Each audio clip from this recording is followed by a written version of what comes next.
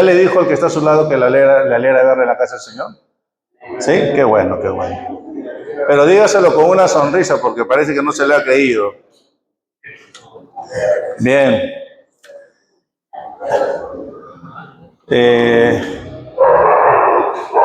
¿Cuántos están en victoria? Levanten sus manos. Se nota que está en victoria, hermano. Se nota que esta semana lo he visto muy activo. Se nota que está en victoria, hermano. El culto de oración ha estado muy tremendo, poderoso, muy concurrido, porque la iglesia está en victoria. El sábado de ayuno hemos estado full, rebasando, porque la iglesia está en victoria, ¿no? Amén. Dígale que está a su lado, yo no le he contado nada al ministro. Bien, iglesia, Dios los bendiga. Para mí es una alegría verlo. Nuestra oración que esta semana estemos más activos, más conectados, y que el Señor termine de sanar a sus siervos, porque algunos han estado heridos, temas de salud, y se entiende. Pero créanme que los he extrañado.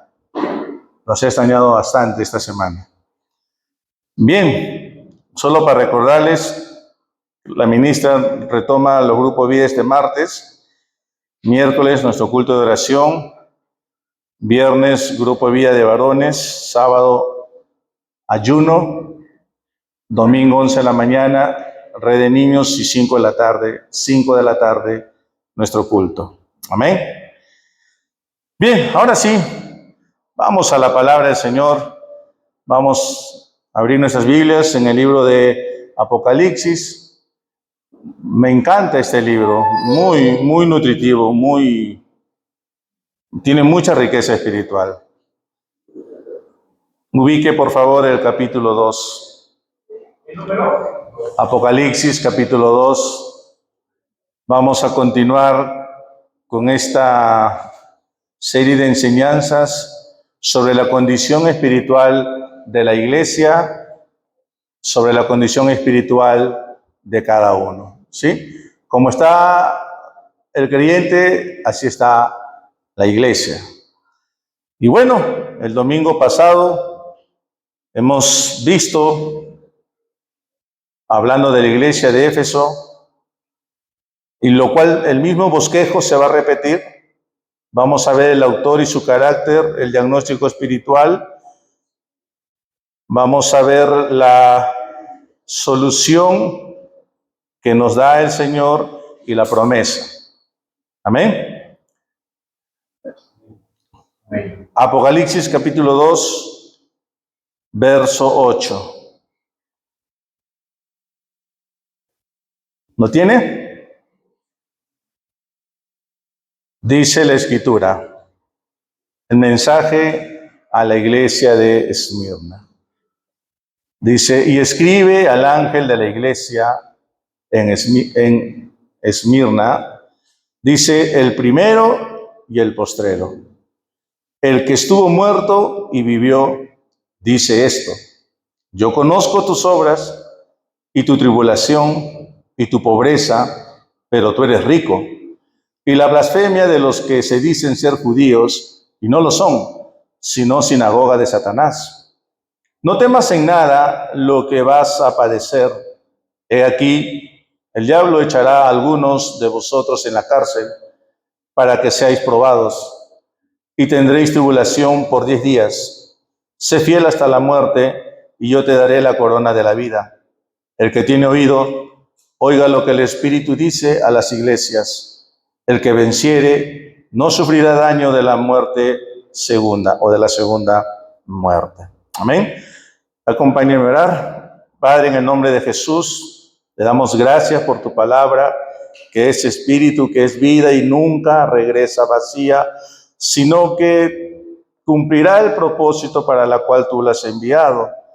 Gracias, Señor, porque tú abrirás nuestro corazón, nuestro entendimiento, para recibir luz, revelación de tu verdad. Y toda mentira, todo engaño, todo pensamiento contrario a tu verdad es derribado por el poder de tu palabra. Háblanos, revélanos tu verdad, Señor. Y te pido que una vez más puedas usar mi vida para la edificación de tu iglesia. En el nombre de Jesús. Amén. Bien. Bueno, solo quiero recordarles este aspecto hablando de iglesia. Aprendimos que la palabra iglesia quiere decir asamblea de los que han sido llamados. Asamblea de los que han sido llamados.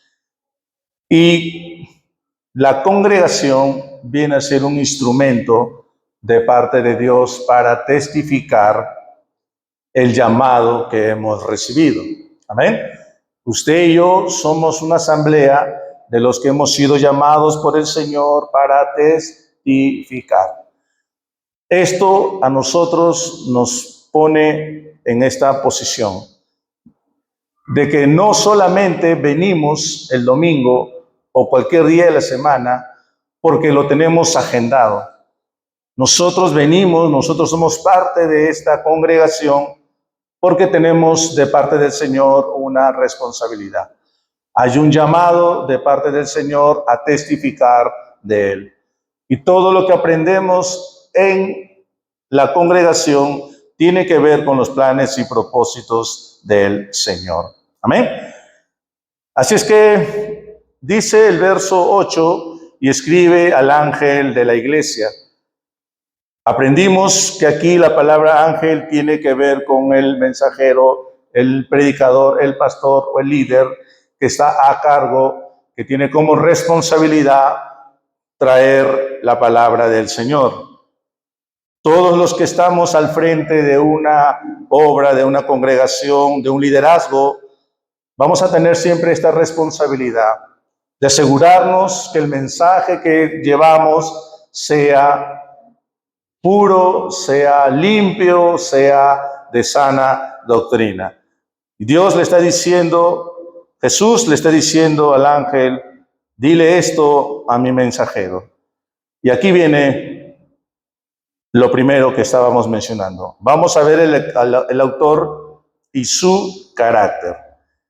Dice el verso 8 y escribe al ángel de la iglesia en Esmirna, el primero y el postrero, el que estuvo muerto y vivió, dice eso. El autor de esta revelación es nuestro Señor Jesucristo. Él es quien está dándole el mensaje a la iglesia. Y en esta oportunidad, Él manifiesta aspectos de su divinidad. Él dice, el primero y el postrero, el que estuvo muerto y vivió. Y es muy importante entender por qué es que nuestro Señor Jesús se presenta de esta manera. A la iglesia de Éfeso le dijo, el que tiene los siete candeleros, el que sustenta con su diestra, haciendo mención de que Él es quien está sosteniendo, quien está proveyendo lo necesario para la iglesia.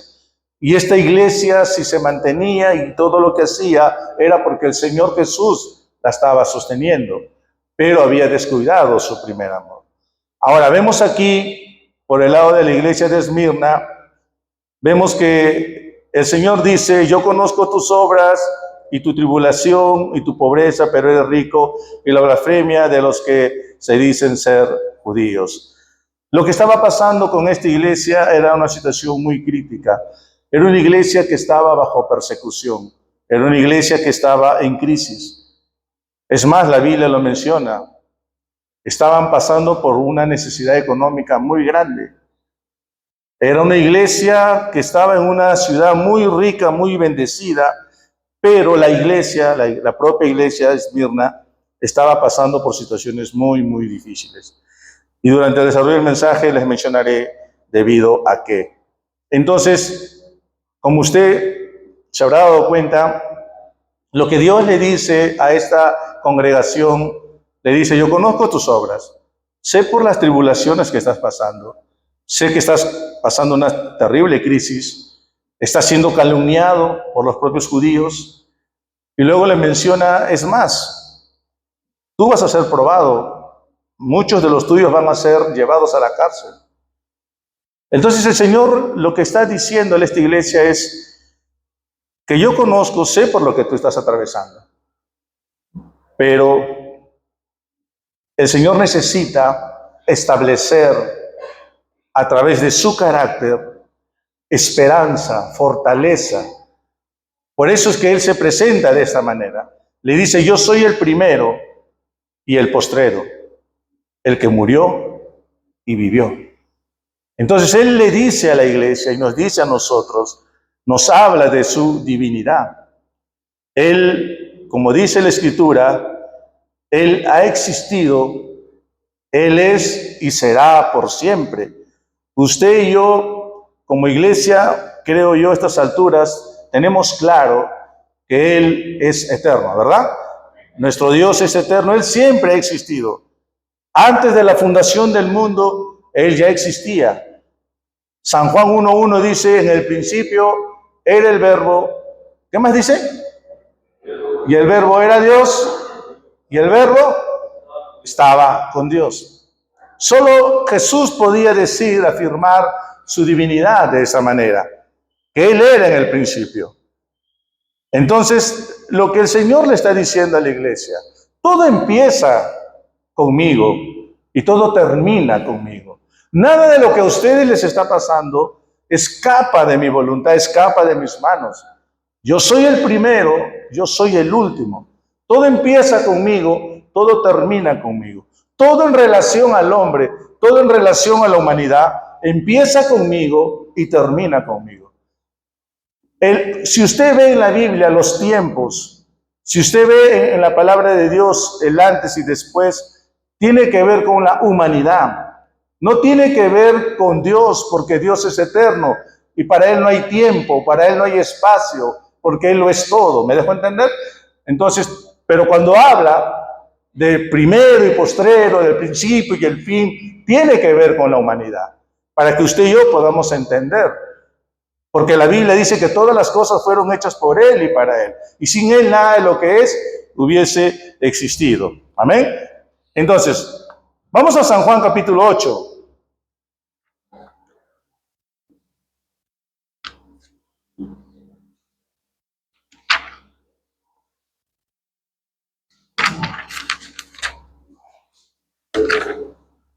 Lo tiene, verso 58.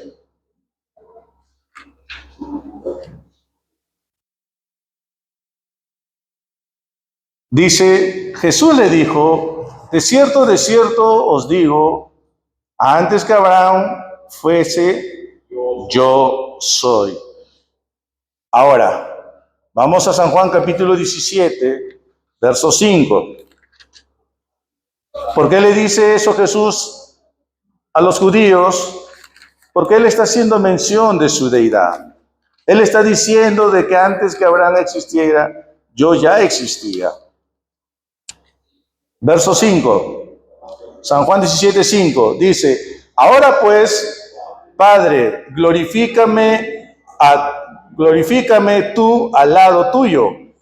Presta atención, con aquella gloria que tuve contigo antes que el mundo fuese. Ya, antes que el mundo fuese.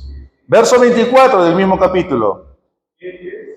Verso 24 del mismo capítulo, 17. Padre, aquellos que me has dado, quiero que donde yo estoy, también ellos estén conmigo, para que vean mi gloria que me has dado, porque me has amado desde antes de la fundación del mundo. Y así vamos a ver uno tras otro verso donde donde Dios está aseverando la divinidad. Ahora, no vaya a pensar que esto solamente está en el Nuevo Testamento.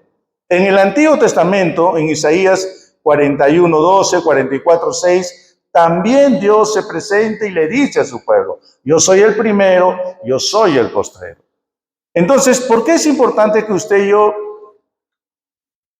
afirmemos nuestro corazón? Porque cuando nosotros estamos en medio de una prueba, en medio de una crisis, en medio de situaciones muy, muy comprometedoras, lo que necesitamos es seguridad. ¿Amén? ¿O me equivoco? Necesitamos fortaleza, convicción en el corazón. Y eso solamente te lo va a dar el Señor. ¿A través de qué? A través de su carácter. a través de quién es Él. Porque usted y yo, si estamos seguros de algo o de alguien, no es por lo que nos dice, es por lo que nos ha demostrado. Una esposa confía en su esposo, no porque el esposo sea florero, no porque el esposo le hable bonito. Supongamos que un esposo le diga a su esposa, tú eres el amor de mi vida. En mi mente y en mi corazón no hay nadie más que tú. Y sin embargo, él a escondidas o por otro lugar está mirando a otra mujer, está hablando con otra intención a otra persona. Entonces, él no es consecuente con lo que dice. Y por ahí tiene en el celular números que no debiera tener. Entonces, ¿usted cree que esa esposa al ver eso va a tener seguridad en él? No, porque no está trayendo seguridad a su corazón. Entonces, nosotros, los seres humanos, si confiamos en alguien, no confiamos por lo que nos dicen, sino por lo que nos demuestran. Y eso es lo que nosotros como iglesia deberíamos de tener hacia la persona de Jesucristo. Él sí es digno de ser alabado y en el cual nosotros podamos confiar, ¿verdad? Por eso lo amamos, por eso lo adoramos, porque Él es fiel. Él es el primero, Él es el postrero. Él siempre ha existido y siempre existirá. Nada ha cambiado. Él es el mismo de ayer, hoy y siempre. Amén. Entonces, por eso es que nosotros tenemos seguridad en Él. Dice la Biblia que Él es el que murió. ¿Y por quién murió? ¿Por quién murió Jesús? Dígalo, por mí. ¿Por quién murió Jesús? Dígalo, murió por mí. ¿Por qué murió Jesús? Él murió por ti. Dígale que está a su lado, Él murió por mí. ¿Y por qué murió? ¿Por nuestros pecados? No. Él murió porque nos ama. Por amor a ti y a mí murió. Él ofreció su vida. Y eso es algo en lo que tú y yo tenemos que pensar. Por eso es que Dios le dice a esta iglesia, yo soy el primero y el postrer, el que murió y el que vivió. Yo no he muerto porque no había nada que hacer o porque me atraparon o los soldados me acorralaron, el Padre me abandonó, mis discípulos se fueron. Él no murió porque ya no tenía nada que hacer. No, la Biblia dice que Él ofreció, Él dio su vida. Y la Biblia dice que Él resucitó. Al tercer día la tumba está vacía. Él está vivo. ¿Y dónde está en estos momentos Él? ¿Dónde está Jesús ahorita? Dígalo, a la diestra del Padre, sentado en gloria. Entonces, eso es lo que Él está diciendo a la iglesia. El primero, el postrero, el que murió y el que vivió. El mayor enemigo del ser humano, ¿qué es? ¿O cuál es? ¿Cuál? ¿Un candidato? No. Es la muerte. Si a ti te están asaltando, que te roben, pero que no atenten contra tu vida, ¿verdad? Es lo más precioso. Ok, tú me puedes robar todo, pero por favor mi vida. Si alguien está enfermo, puede estar muy grave, pero lo que menos queremos es que se muera.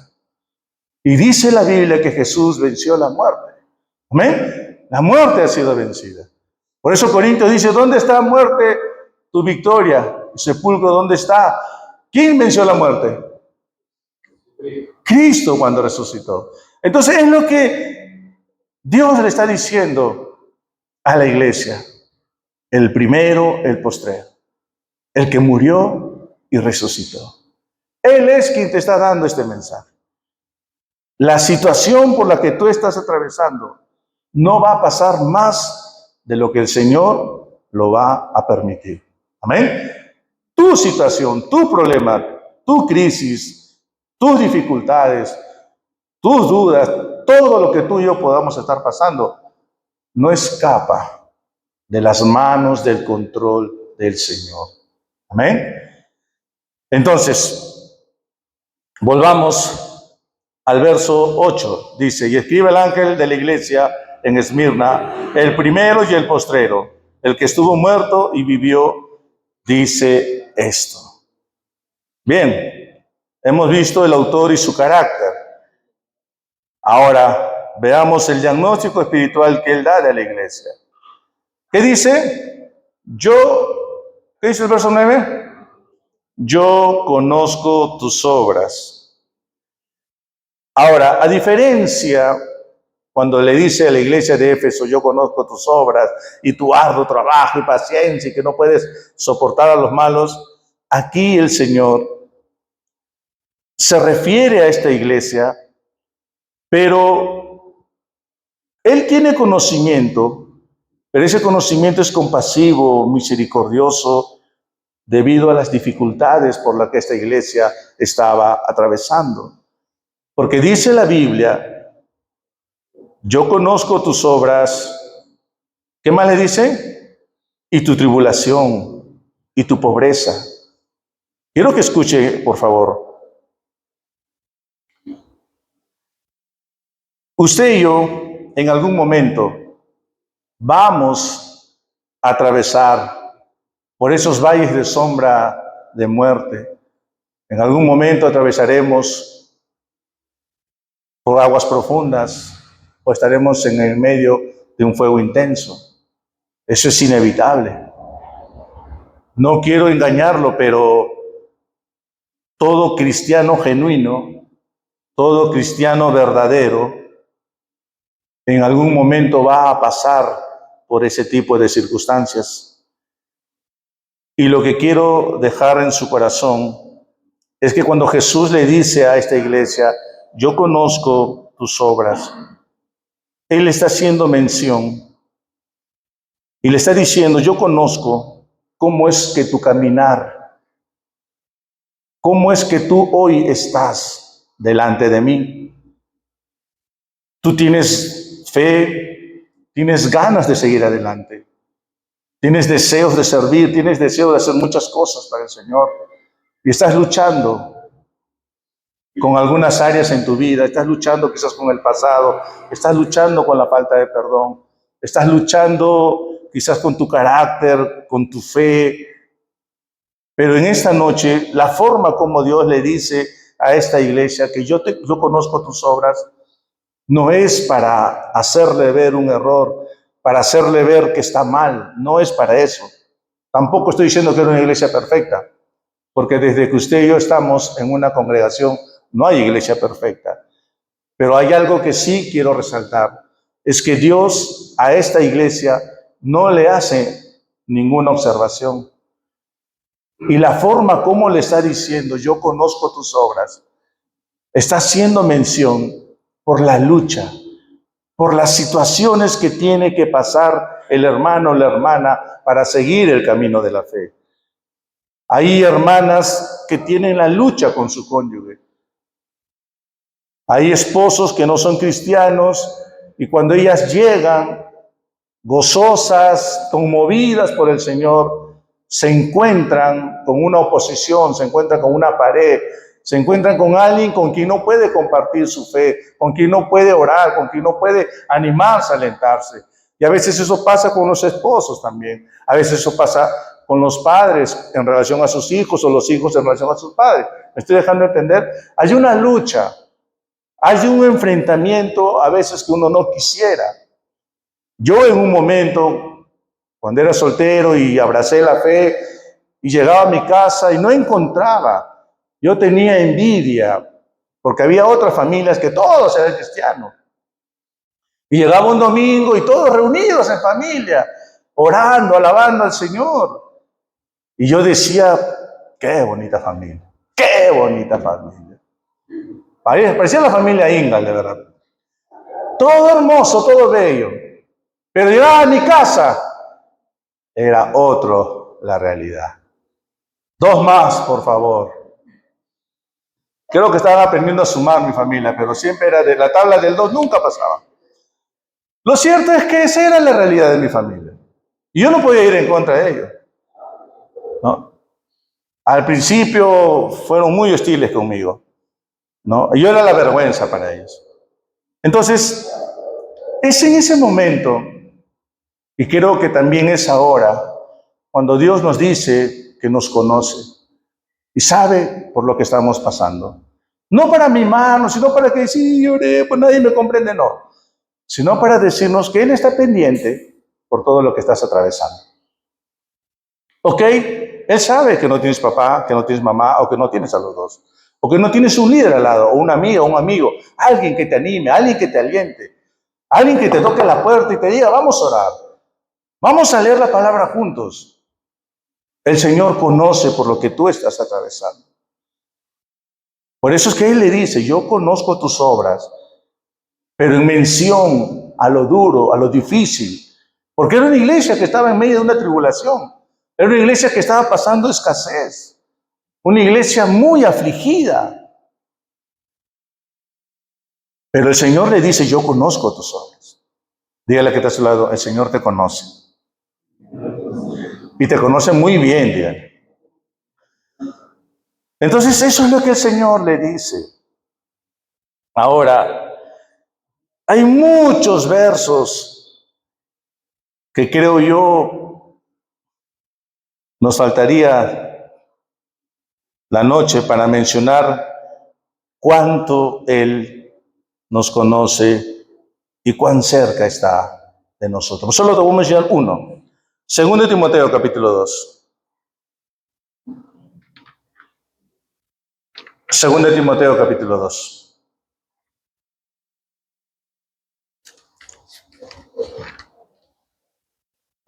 ¿Lo tiene? 2 Timoteo capítulo 2, verso 19. ¿Lo tiene? 2 Timoteo capítulo 2, verso 19. Dice, pero el fundamento de Dios está firme, teniendo este sello. Conoce el Señor a los que son suyos. ¿Se da cuenta? Conoce el Señor a los que son suyos. ¿Cuántos son del Señor? Levanta su mano. Bien, Él te conoce. Él te conoce muy bien. Y esa palabra conoce tiene que ver con que ningún aspecto de tu vida y de mi vida puede estar oculto ante sus ojos. Y que Él conoce perfectamente todo lo que piensas, deseas, anhelas, absolutamente todo. Ahora bien, quiero que entienda algo. A ver, levanten la mano, ¿cuántos tienen una fe firme?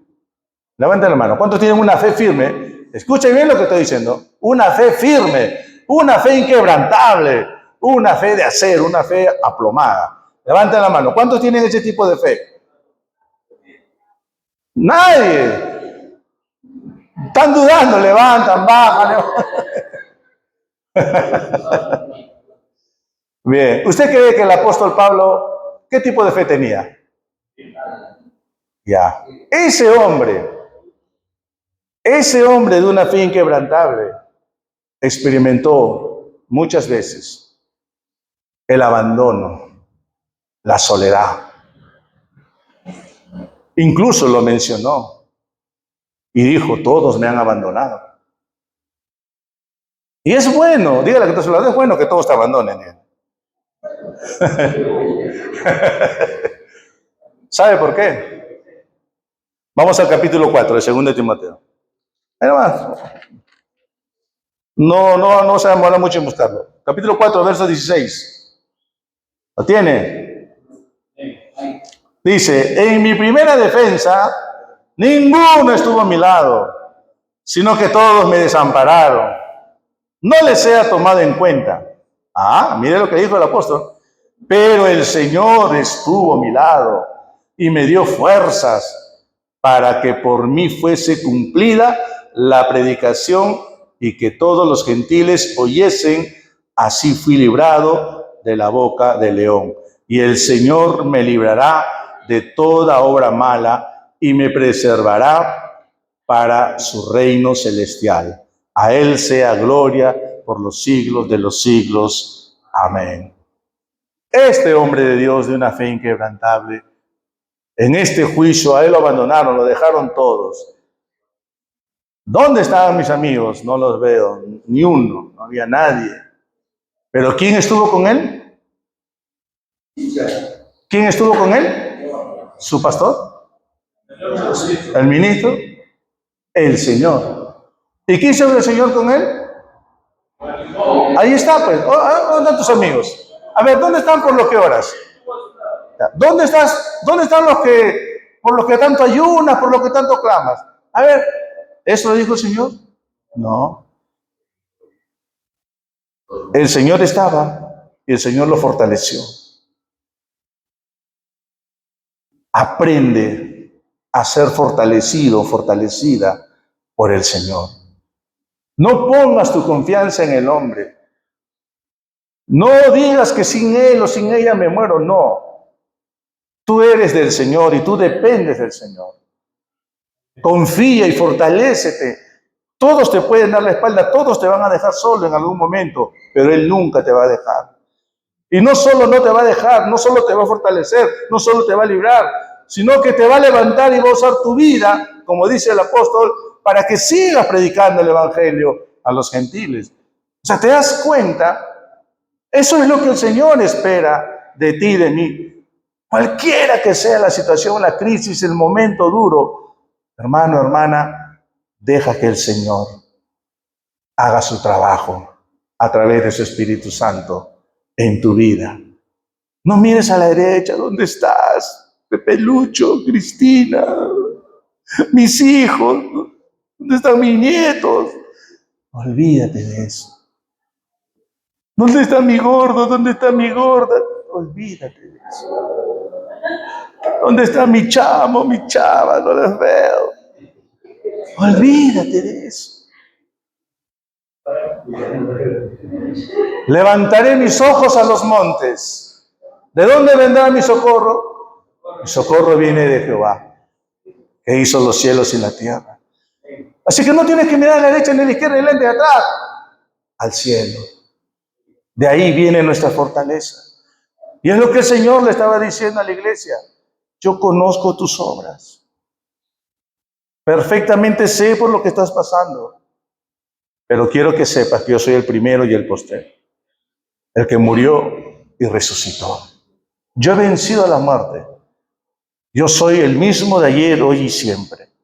Amén. Entonces el Señor te conoce perfectamente. Y Él no dejará, como dice su palabra, que tu pie resbale. Volvamos a Apocalipsis. ¿Qué más le dice Dios a la iglesia? Yo conozco tus obras, ¿verdad? Y tú, ¿qué dice? Tu tribulación. Creo que nos quedamos en la tribulación. ¿Nos quedamos en esta tribulación o en la gran tribulación? En esta, ¿no? Bien, aquí hay un aspecto que llama poderosamente la atención. ¿Sabe quiénes eran los que estaban llevando a los cristianos de Esmirna a que pasaran por una tribulación? Eran los judíos y los romanos. Ahora, quiero que preste atención porque esto es muy delicado. Realmente esto tocó mucho a mi corazón cuando estuve un poco investigando por qué es que esta iglesia llegó a padecer tanto. Y era que Esmirna, esta ciudad muy bendecida por Dios, había levantado un templo a la diosa Roma. Y eso hizo que los romanos sean muy condescendientes con los judíos de aquella ciudad.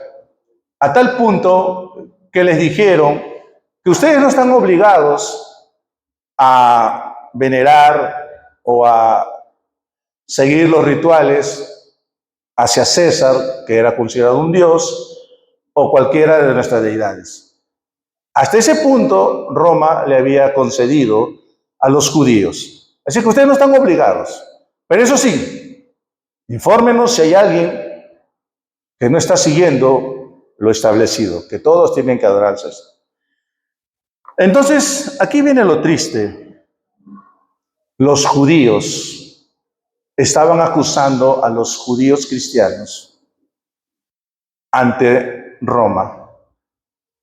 Les estaban diciendo de que estos señores, estos judíos, no están acatando las órdenes establecidas.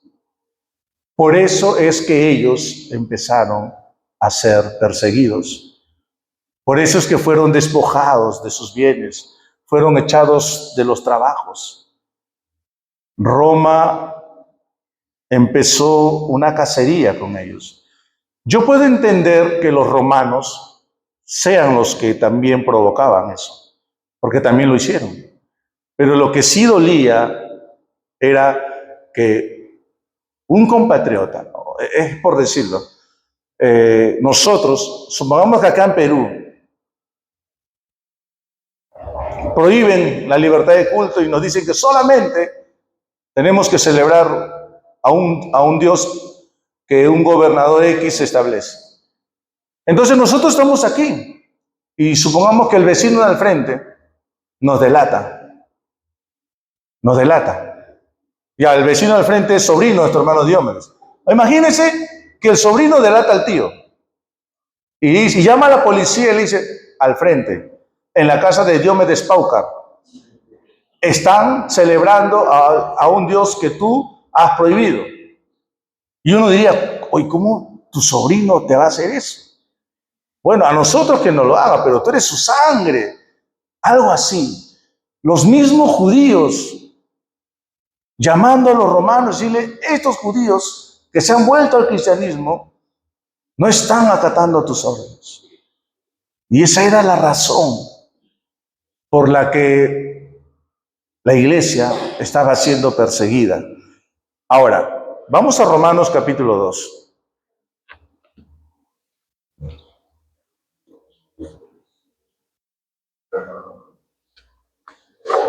¿Lo tiene? ¿Lo tiene? Romanos capítulo 2. Verso 28. Es muy importante que lea esto conmigo. ¿Lo tiene? Dice, Romanos 2, 28.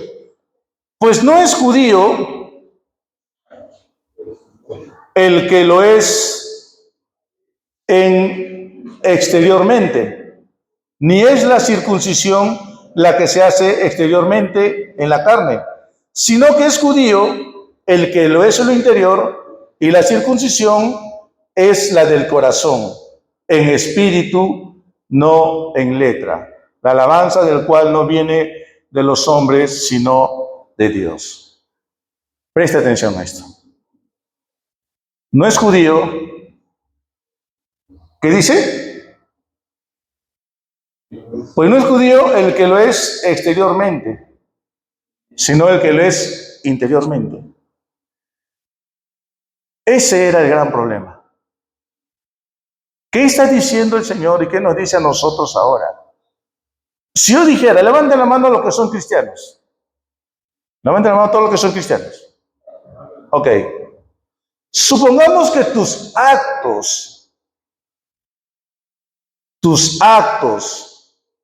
tu forma de hablar, tu forma de reaccionar, tu forma de tratar, tu forma de llevar tu matrimonio, tu forma de criar a tus hijos, tu forma de tratar a tu esposo, tu esposa, tu forma de socializarse, sea contraria a la palabra de Dios. Tus actitudes no reflejen lo que tú y yo decimos. Esto es lo que realmente hincó mi corazón. Porque estos judíos acusaban a otros judíos, a otros compatriotas, y por culpa de ellos eran estos cristianos perseguidos. Para ellos era más importante lo externo, la apariencia, que lo que Dios miraba, que lo que Dios escuchaba, que lo que Dios aceptaba. Tú y yo no podemos tratar a otras personas con actitudes que Dios rechaza. Porque yo no puedo decir que soy un cristiano. Yo no puedo decir que soy un cristiano genuino, un cristiano verdadero, y humillo y maltrato a mi esposa, a mis hijos. Yo no puedo hacer eso. O peor aún, a mis hermanos en la fe. Maltratarlos, tratarlos mal, hacerlos sentir mal, humillarlos, ignorarlos, tenerlos en poco. ¿Me estoy dejando entender? Estos judíos eran judíos externamente, pero no lo eran internamente. Y hay muchos cristianos que son cristianos externamente, pero internamente no lo son. Porque todavía abrazan, practican actitudes que Dios no aprueba. Y Dios es claro en decirle, eso no es lo que debería preocuparte. Para ti y para mí lo más importante sería lo que Dios ve. Por eso la Biblia dice que Dios ama la verdad en lo íntimo, en lo secreto. El hombre mira lo que está por encima, pero Dios que mira el corazón. Por eso es que estos judíos se jactaban, no, somos circuncidados. Nosotros somos judíos porque hemos nacido aquí y porque hemos sido circuncidados. Y Dios le dice, no. Lo que importa es que tú seas judío por dentro, que tengas ese espíritu. ¿Recuerdan ustedes cuando Jesús en San Juan 8:44, Jesús le dice a los fariseos, vosotros sois de vuestro padre el diablo, y los deseos de vuestro padre queréis hacer. Él ha sido homicida desde el principio, y cuando habla mentira de lo suyo habla, porque es mentiroso y no hay verdad en él. Pero ¿por qué le dice eso Jesús? Porque estos fariseos decían, nosotros somos hijos de Abraham, somos descendientes de Abraham. Y Jesús le dice, si ustedes fueran hijos de Abraham, si fueran descendientes de Abraham, entonces me amarían, me aceptarían, porque yo vengo de parte del Padre. Si ustedes fueran de Abraham, entonces me amarían y me obedecerían y no estaríamos discutiendo. Ustedes no son de Abraham. Y le dice, ustedes son de vuestro padre el diablo. Así de tajante es Cristo para hacerles ver a ellos lo que realmente son. Y eso es lo que Dios nos está diciendo en esta noche. Yo puedo entender que un gentil, o llámese un romano, una persona inconversa, te haga la vida a cuadritos, porque eso es lo que va a pasar. Eso ya está escrito, establecido. Pero que un cristiano, ¿sabe qué, hermano? Los cristianos deberíamos ser los mejores donde quiera que estemos. Pero no va a ser así. ¿Por qué? Porque usted refleja la verdad. ¿Cuánto reflejan la verdad? ¿Amén? Usted y yo somos la verdad. Y si el vaso es redondo y la verdad es cuadrada, ¿encaja? No. Pero si la mentira fuera cuadrada y el vaso fuera redondo, sí encaja, porque la mentira se amolda. Pero usted y yo, que somos la verdad, no nos amoldamos a este mundo ni a nada que nos rodea.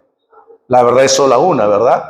Y es verdadera y no hay lugar a negociación. Por eso es que no vamos a encajar. Y esa era una de las razones, y lo veremos el siguiente domingo. Nuestros hermanos cristianos de Esmirna no podían trabajar. ¿Por qué? Porque ellos no estaban dispuestos a hacer lo que Roma decía.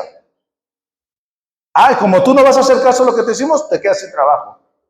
Y les quitaban sus propiedades, les quitaban sus bienes. Por eso es que eran pobres. Se mantenían en la verdad. Entonces, volvemos. Ellos estaban en tribulación a causa de los romanos y lo más triste, a causa de los mismos judíos. ¿Por qué? Porque para ellos era más importante su ideología, su apariencia, que el ver a su compatriota Y eso es lo que hoy en día estamos viendo también en nuestro país. Entre peruanos estamos peleando. Entonces, quiero dejar el mensaje hasta aquí y mencionarle algo. Usted y yo tenemos la responsabilidad de cuidarnos, de ayudarnos, de apoyarnos mutuamente. Usted y yo, como cristianos que somos, como hermanos en Cristo que somos, tenemos que apoyarnos mutuamente. Tenemos que extendernos la mano. Si usted ve a un hermano cristiano en crisis, ayúdelo. Levántele, póngale el hombro. La Biblia narra en Nehemías capítulo 5 que había judíos que en medio de la crisis estaban aprovechándose de la crisis y le estaban dando alimentos y le estaban dando bienes a los otros judíos, pero con intereses. ¿Puede imaginarse eso? Eso no es nuevo. Eso refleja el corazón caído del hombre a causa del pecado. No le importa si es judío, no le importa el parentesco. Yo he escuchado testimonios donde familias de sangre, hermanos de sangre, familiares de sangre, no les ha importado y se han traicionado y se han despojado de sus bienes. Yo no me sorprendo de eso porque ese es el corazón caído por el pecado. Pero entre nosotros no debe de ser así. Entre nosotros no debe de ser así. Amén. Como hijos de Dios, como cristianos, nosotros sí debemos de apoyarnos. Amén. Si tu hermano está pasando por una situación difícil, hay que extenderle la mano. Hay que ayudarlo. Gírale un chequecito y listo, suficiente. Levántale el ánimo y la moral. Amén. Amén. Pongámonos de pie, iglesia. Hasta aquí nomás dejo el mensaje. Gloria a Dios.